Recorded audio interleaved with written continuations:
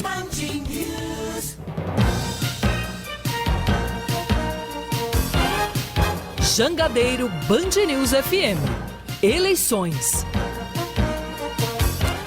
Olha só aí, na sequência de entrevistas com os pré-candidatos à presidência da República, a Jangadeiro Band News FM conversa hoje com Leonardo Péricles, do partido Unidade Popular pelo Socialismo. Eu queria começar pedindo para você se apresentar, falar um pouco sobre a sua trajetória. Primeiro, eu tenho 22 anos de militância. Eu iniciei minha militância no movimento estudantil, ainda secundarista, no ensino fundamental e médio, né? Eu sou de Belo Horizonte, Minas Gerais, filho de uma família de trabalhadores, de uma dona de casa, Dona Lourdes, e de um pintor de automóveis, que é o seu Chico.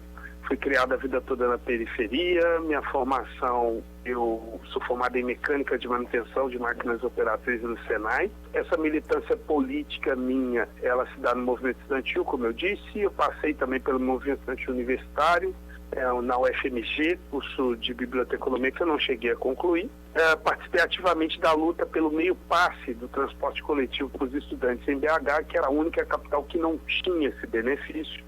E dali também eu comecei a ter contato com a luta para a melhoria do transporte no país, uma vez que é uma área muito estratégica para estar na mão de setores privados, e nós estamos vendo os grandes prejuízos que o povo brasileiro vem tendo com o transporte público estando na mão de máfias, de poucas famílias muito ricas, né? Então, desde aquela época eu já vi esse problema e a luta pela estatização desse sistema de transporte. De 2011 para cá, eu dedico minha militância mais ao trabalho de moradia, da luta pela reforma urbana popular, né? Inclusive sou morador de uma comunidade, de uma ocupação urbana em Belo Horizonte, ocupação Eliana Silva, que serviu de ponto de apoio para muitas outras ocupações e lutas por moradia. A gente chegou a conquistar alguns milhares de moradias, não só em BH, mas também pelo país afora, uma vez que eu faço parte do movimento de luta nos bairros, vilas e favelas. Desde 2014 para frente eu participo da articulação que deu origem a esse mais novo partido político do Brasil, que é a Unidade Popular pelo Socialismo, a UP. Eu sou presidente nacional do partido desde essa articulação, e nós vivemos um processo muito importante de coleta de assinaturas, de apoios das pessoas, né? De 2016 a 2018, onde a gente conseguiu o apoio de mais de 1.200.000 pessoas no Brasil, que deu origem, né, ao registro desse mais novo partido político do Brasil.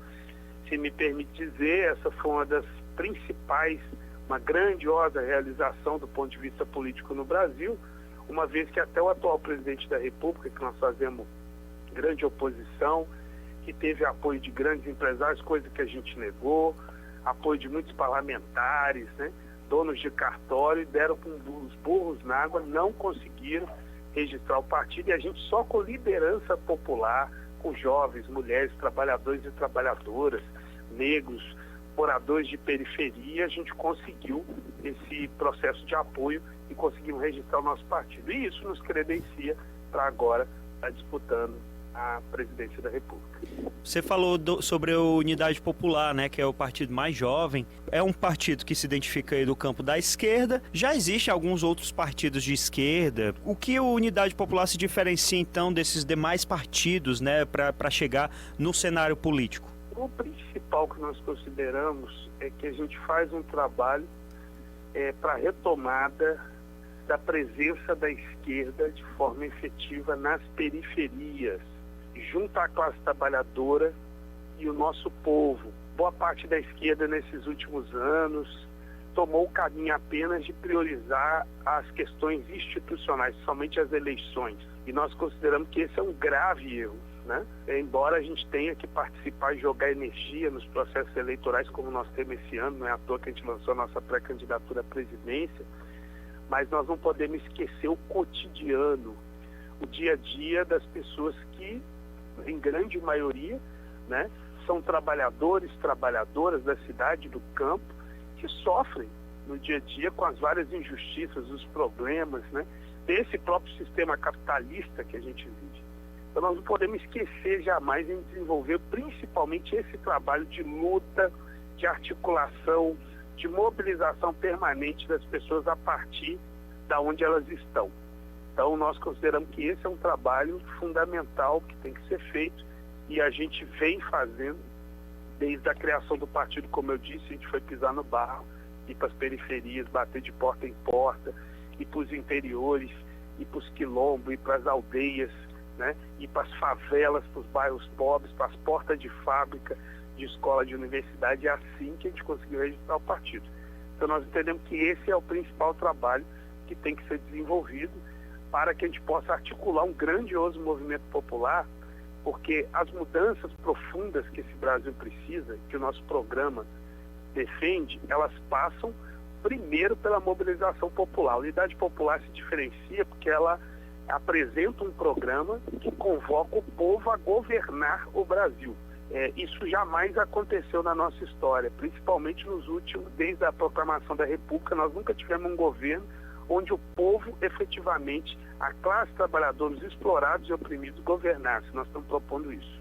Então o trabalho, vamos dizer assim, do legislativo ficaria em segundo plano, seria nesse sentido? E dentro dessa pergunta também, sobre como ficariam, por exemplo, as negociações com o Congresso no eventual governo da Unidade Popular? Olha, eu sou extremamente a favor que tenha amplo diálogo com o Congresso Nacional.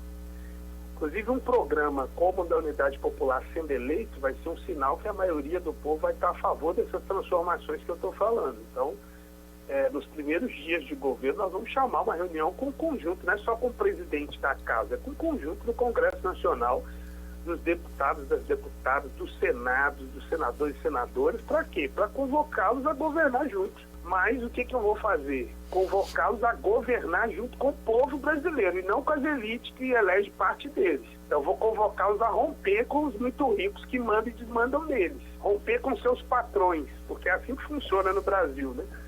Grande parte ficam se culpando o povo. Ah, mas o povo é que votou por isso, com esses políticos. É mais ou menos, né? Porque se você pegar o fundo eleitoral, são 5 bilhões. A imensa maioria disso vai para os partidos muito ricos, né? Eles montaram um sistema para ser assim. A UP nasceu tendo acesso a 0,02% desse fundo eleitoral.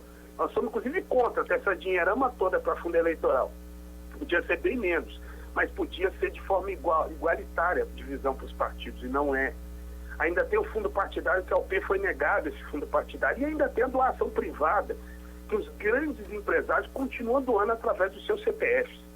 E são bilhões que vão para... Principalmente essas duas coalizões, a do Bolsonaro e do Lula, que estão na frente nas pesquisas, vão ser as que vão ganhar muito dinheiro de grandes empresários. Isso está errado.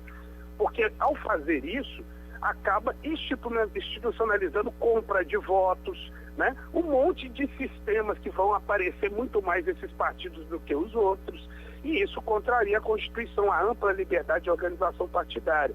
Então, o problema da democracia do Brasil não é a urna eletrônica como esse presidente fascista vem falando. O problema é como são captados os votos. É extremamente desigual, por isso que essa democracia é limitada.